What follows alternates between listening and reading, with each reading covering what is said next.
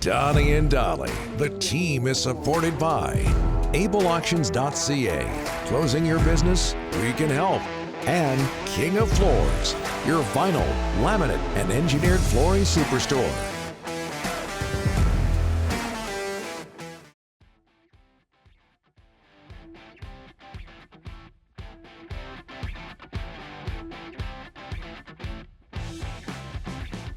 Our guest today, sponsored by the O's marketing team at Royal LePage, the go-to source for all your Central Vancouver Island real estate needs.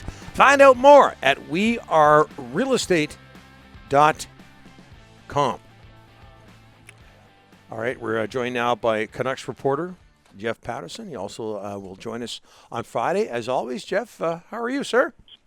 Well, I'm better now that I've heard Dolly's story about being the first guy ever to drive across the Alex Fraser Bridge. Jeff, one of the first. I just remember the opening. I got in the truck. I was bouncing around, feeling good. It was a good day. I was one of the first to get over that bridge.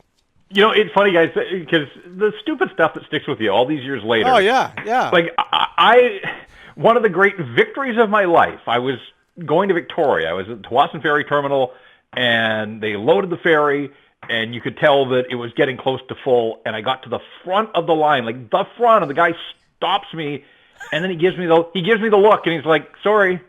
Oh. And I, come on. And I wait a few minutes, and I kid you not, like all of a sudden I see the gates of the ferry start to open, and the ramp is coming down, and they're like, we got room for you. And it was one of the great victories of my life to be the last car onto a ferry to Victoria. Yeah. So you went over the little bridge to go into the ferry. Yeah. You have a favorite bridge, Jeff? Oh, I have a couple that I'm not so fond of a handful of times a year. I mean, when you live on the North Shore, there's a lot to like about North Shore life, but you are beholden to the bridges. And whether it's traffic or police incidents, whatever the case, there are a handful of days a year that you just hope that you don't have to use those bridges.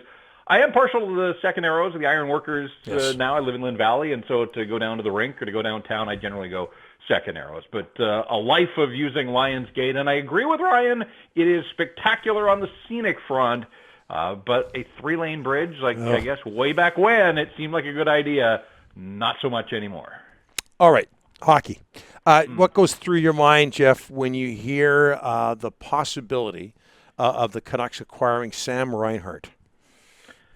Well, I think they should be kicking tires. Look, they're a last-place team in this Canadian division. They've got a ton of needs. They've got a long list of things they need to do to get better. And Sam Reinhart's a really good player. And I know you guys have sort of run through the numbers, 5 20-goal seasons by the age of 25. He had 25 goals in 54 games. There were 10 players in the NHL that scored more goals than Sam Reinhart this year. So he had a terrific year and did a lot of it without Jack Eichel, on a bad Buffalo team. So full credit to him. I guess where I get a little bit, not concerned, but I think you have to point it out. He had a career-high shooting percentage of 19%, so he certainly got his fair share of bounces this year that maybe he hadn't had in years gone by. The other thing, too, is 10 of his 25 goals were on the power play. So lots of power play production on a bad Buffalo team.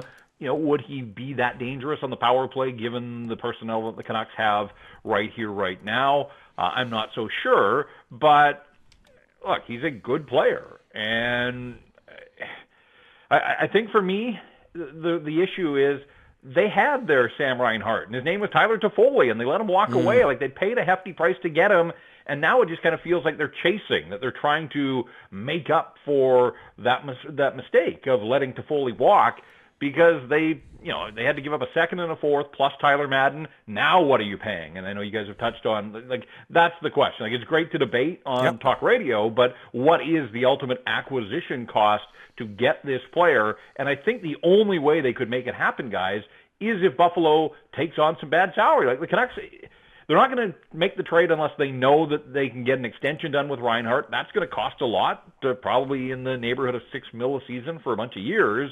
And the Canucks just don't have that room right now. So I would think that you would have to find a way to get Buffalo to take some money back in addition to whatever you're paying, which it sounds like right now the hockey world's all buzzing about the Canucks moving on from this first round pick, 9th overall. is that enough? 9th overall and Louis Eriksson, the last year of his deal, or, would the Canucks have to pay more? So, again, I like the player. I like the player that they used to have, and they let walk away, and so this kind of feels like they're trying to mop up and make up for the mistake they made letting Toffoli walk. Hey, Jeff, your latest Vancast features an interview with former Canucks assistant coach Neal Brown. What stood out? Well, he's a guy that's always positive. Even in losing his job, he still was trying to find the right side of things, and he's confident that he's going to find work again. He's talked to a bunch of teams already. But I think he recognized that he was sort of made the fall guy, if you will, that for a team that finished last in the division and struggled the way that the Canucks did, given the optimism coming out of the bubble, he said, like, there's pressure in markets from fans and the media, and he kind of felt like maybe he was the easy guy to move on from because his contract was expiring. But really, he's the only guy, right? Travis got an extension, Ian Clark got his, Nolan Baumgartner's back, and so I think he was just being honest in recognizing that he was maybe used as a little bit of a sacrificial lamb for a lot of the problems of the Canucks. He seems to think that the Canucks that we saw in the bubble are a much better representation of where this organization truly is. But he did talk at length, guys, about the lack of depth and how much it hurt the Canucks in a lot of ways. And we've heard that from the players. Jim Benning acknowledged that that's an area of concern. Newell pointed to how a team like Vegas has Marchessault and Karlsson now on their second power play unit. And we think about the second unit for the Canucks this year, and they had trouble on a lot of nights cobbling together guys that should legitimately be on a National Hockey League power play. So a lot of the focus was around the power play because that's what he has specialized in. He's been an innovator. We talked a lot about the drop pass and how people hate it, but he defended it and says, look, the teams that are still alive in the playoffs, they all use it. Every team in the league uses it. He doesn't think the Canucks used it as much as some people make it out to be, that they did have other options as far as breakouts were concerned. But, he said that, his sort of focus now as he looks for work is trying to find the next breakout option that can replace the power play. Like, he's always trying to, get ahead of the curve and sort of be a forward thinker when it comes to hockey. So it was a really instructive interview, just an honest guy who has been around the game for a long, long time. And, we talked about all the work that he did with the Sedins in their heyday. And the interview was taped yesterday on that 10th anniversary of 2011. And, of course, he was on the coaching staff then. So he reflected on that and the aftermath.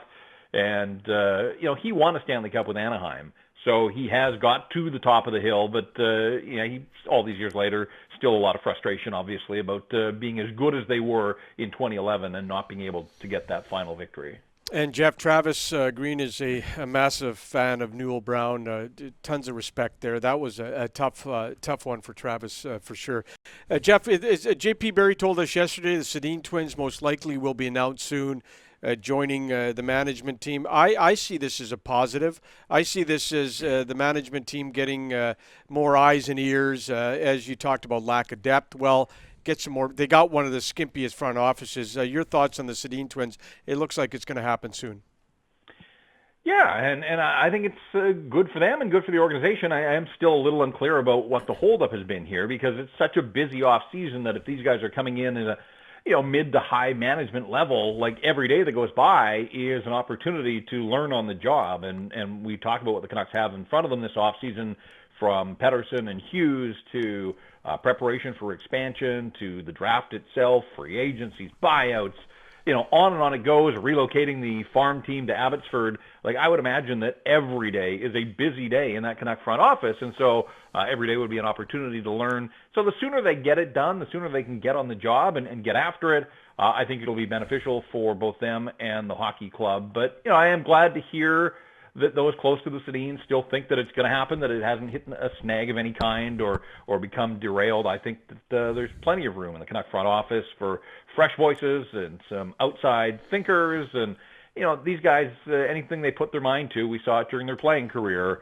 and we've seen it since. They've taken on long-distance running and those types of things. And, they always want to be the best, and I would imagine that they would bring that same mindset to the Canucks front office. And I'm of the opinion that the Canucks front office can use a fresh coat of paint. So Good on them. I hope it gets done here sooner rather than later, because I just think that there's a ton of heavy lifting to do, particularly this off season. So a real chance for these guys to learn on the job as they move forward. Jeff, I haven't managed my clock well today, so what a shock. Not the first time. We'll talk to you on Friday. Thanks so much, my friend. You bet, guys. Thank you.